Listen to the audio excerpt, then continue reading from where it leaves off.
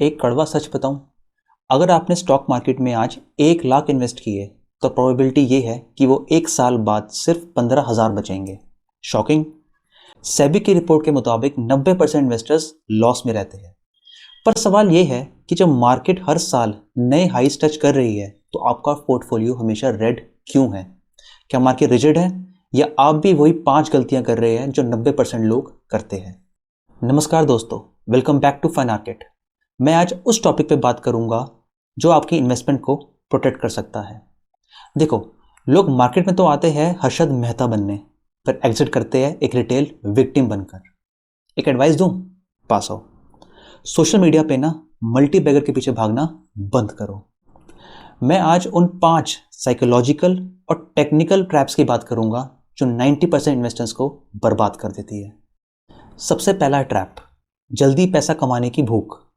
लोग ना stock market को एक एटीएम मशीन समझते हैं। सुज़लोन एनर्जी, रिलायंस पावर के स्टॉक जब हर दिन 5-5% से इंक्रीज हो रहे होते हैं तब एक आम इन्वेस्टर एंटर करता है, और उसके पीछे कारण होता है फोमो, यानी कि फियर ऑफ मिसिंग आउट। एक आम इन्वेस्टर को लगता है कि मेरा 20 रुपए का स्टॉक कल 2000 हो जाएगा, पर रियलिटी इसके बिल्कुल अलग होती है। जब तक एक इन्वेस्टर एंटर करता है तब बड़े इन्वेस्टर्स प्रॉफिट बुक करके एग्जिट कर चुके होते हैं, क्योंकि इन्वेस्टमेंट एक 100 मीटर की रेस नहीं, एक मैराथन है। दूसरा ट्रैप है पैनिक सेलिंग। देखो, मार्केट ना एक इमोशंस का खेल है।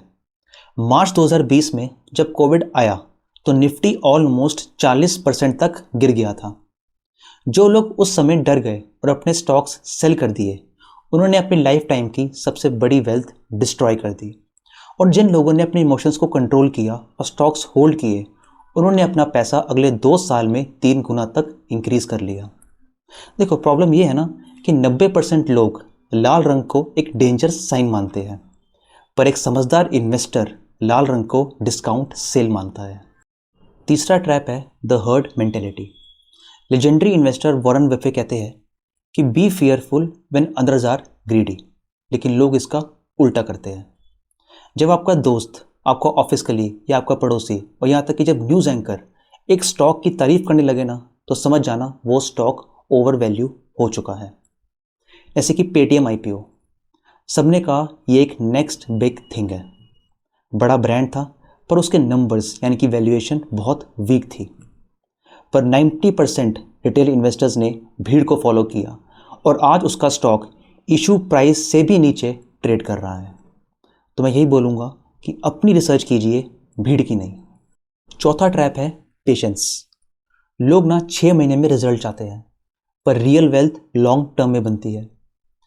अगर आपने एमआरएफ का शेयर 1990 में खरीदा होता तो आज उसकी वैल्यू 1 लाख से ऊपर होती।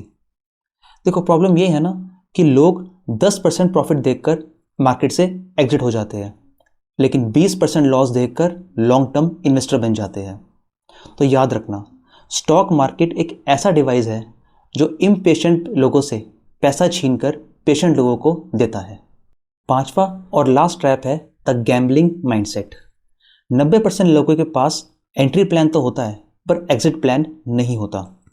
वो स्टॉक तो खरीदते हैं, पर उनको ये नहीं पता होता कि उनका टारगेट क्या है, उनको प्रॉफिट कितना और कब बुक करना है, या फिर उनका स्टॉप लॉस क्या है, यानी कि वो कितना लॉस बर्दाश्त कर सकते हैं। ये मानो ऐसा है जैसे अंधेरे में तीर चलाना। बिना स्ट्रेटेजी के मार्केट में उतरने का मतलब है बिना ऑक्सीजन टैंक के समुद्र में डाइव लगाना। स्टॉक मार्केट में ना अमीर बनना मुश्किल नहीं है, बस थोड़ा नॉर्मल रहना मुश्किल है। अपने इमोशंस को कंट्रोल करो, अपने पोर्टफोलियो को डाइवर्सिफाई करो, और सबसे इंपॉर्टेंट, हमेशा सीखते रहो। अगर आपको ये वीडियो पसंद आई then please like this video और अपने थॉट्स कमेंट सेक्शन में ज़रूर बताना। Subscribe for more such videos. See you in my next video. तब तक के लिए keep investing and keep smiling.